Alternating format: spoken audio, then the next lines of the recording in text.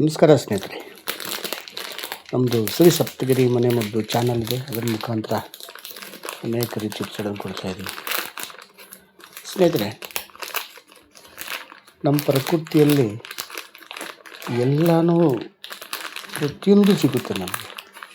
ಆದರೆ ಅದನ್ನು ನಾವು ಉಪಯೋಗಿಸ್ಕೊತಾ ಇಲ್ಲ. ನಾವು ದುರುಪಯೋಗ ಪಡಿಸ್ಕೊತಾ ಇದ್ದೀವಿ. ಉಪಯೋಗ ಪಡಿಸ್ಕೋಬೇಕು ನಾವು ಏನೇ ಆಗಲಿ. ನೋಡಿ, ಈ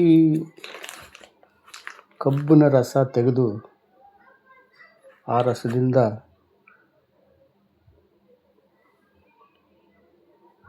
ಬೆಲ್ಲ ಮಾಡ್ತೀವಿ. ಅದೇ ಸಕ್ಕರೆ ಮಾಡಬೇಕಂದ್ರೆ ಕಪ್ಪಗಿರುವಂತಹ ಕಬ್ಬಿನ ರಸದಿಂದ ಈ ಥರ ಸಕ್ಕರೆ, ಈ ಕಲರ್ ಸಕ್ಕರೆ ತರ್ತೀವಿ. ಅದು ತುಂಬ ಏನಿರ್ತದೆ, ರಾಸಾಯನಿಕ ಕೆಮಿಕಲ್ ಇರ್ತದೆ. ಅದು ಸೇವನೆ ಮಾಡಿದಾಗ ಏನಾಗುತ್ತೆ, ನಮಗೆ ಇನ್ನು ಬೇರೆ ಬೇರೆ ಕಾಯಿಲೆಗೆ ತರಿಸ್ಕೊತೀವಿ ನಾವು. ಅಂತಹ ಒಂದು ಸ್ಥಿತಿ ಬರಬಾರ್ದು ಅಂದರೆ ನಾವೇನು ಮಾಡಬೇಕು, ಪ್ರಕೃತಿ ಮೊರೆ ಹೋಗ್ಬೇಕು. ಪ್ರಕೃತಿ ಅಂದರೆ ಬೆಲ್ಲ. ಅದೇ ಎಲ್ಲೋ ಕಲರು, ಇನ್ನೂ ಕಲರ್ಫುಲ್ಲು ಬೆಲ್ಲ ಬರ್ತದೆ, ಅದು ಸೇವನೆ ಮಾಡಬಾರ್ದು. ಇದು ಯೋಗ್ಯವಾದ ಬೆಲ್ಲ. ಈ ಕಲರ್ ಯೋಗ್ಯ, ಅದು ತಿನ್ನಲಿಕ್ಕೆ, ಆರೋಗ್ಯಕ್ಕೆ, ಪ್ರತಿಯೊಂದಕ್ಕೂ ಇದು ಯೋಗ್ಯ.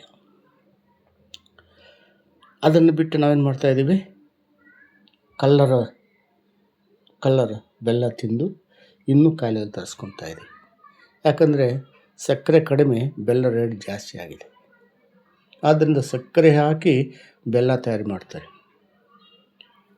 ಅದನ್ನು ನಾವು ಕಲ್ಲರ್ ನೋಡ್ತೀವಿ ಹೊರತು ಅದು ಹೊಟ್ಟೆಯಲ್ಲಿ ಒಳಗಡೆ ಹೋಗಿ ಏನಾಗುತ್ತೆ ಅಂತ ನೋಡಲ್ಲ ನಾವು. ಆದ್ದರಿಂದ ಬೆಲ್ಲವನ್ನು ಕಲ್ಲರ್ ನೋಡಿ ಪರ್ಚೇಸ್ ಮಾಡಿ. ನೋಡಿ, ಈ ಬೆಳ್ಳುಳ್ಳಿ 2 ಹೆಸರು ಎತ್ಕೊಂಡು ಚೆನ್ನಾಗಿ ಒಟ್ಟು ಬಿಡಿಸಿ ಈ ಬೆಲ್ಲವನ್ನು ಸ್ವಲ್ಪ ಜಾಸ್ತಿ ಹಾಕ್ಕೊಂಡು ಸೇವನೆ ಮಾಡ್ತಾ ಬಂದು ನಮಗೆ ರೋಗ ನಿರೋಧಕ ಶಕ್ತಿ ಜಾಸ್ತಿ ಆಗುತ್ತೆ. ಆ ರೋಗ ನಿರೋಧಕ ಶಕ್ತಿ ಜಾಸ್ತಿ ಆದರೆ ಯಾವ ಕಾಯಿಲೆ ಕಸಾರಿ, ಯಾವ ಕೊರೋನಾ ಏನೂ ಬರಲ್ಲ. ಇದು ಪ್ರಕೃತಿ ನಿಯಮ. ಅದು ಬಿಟ್ಟು ಆ ಸಕ್ಕರೆ ಹಾಕ್ಕೊಂಡು, ಆ ಕೆಮಿಕಲ್ ಹಾಕ್ಕೊಂಡು, ನಮ್ಮ ಬಾಡಿರುವ ಇದ್ದಿದ್ದೆಲ್ಲ ಕಲ್ಕೊಂಡು ಅನೇಕ ರೀತಿ ಕಾಯಿಲೆಗೆ ತರಿಸ್ಕೊತಾ ಇದ್ದೀವಿ. ಸ್ನೇಹಿತರೆ, ಪ್ರಕೃತಿ ನೋಡಬೇಕು, ಪ್ರಕೃತಿ ನೋಡಬೇಕು ನಾವು. ಆ ಪ್ರಕೃತಿ ನೋಡಿದಾಗ ನಮಗೆಷ್ಟು ಅನುಕೂಲಗಳಿದೆ ಸ್ನೇಹಿತರೆ. ಆದ್ದರಿಂದ ಈ ಬೆಲ್ಲ ಮತ್ತು ಬೆಳ್ಳುಳ್ಳಿ ಪ್ರತಿನಿತ್ಯ ಸೇವನೆ ಮಾಡ್ತಾ ಬನ್ನಿ.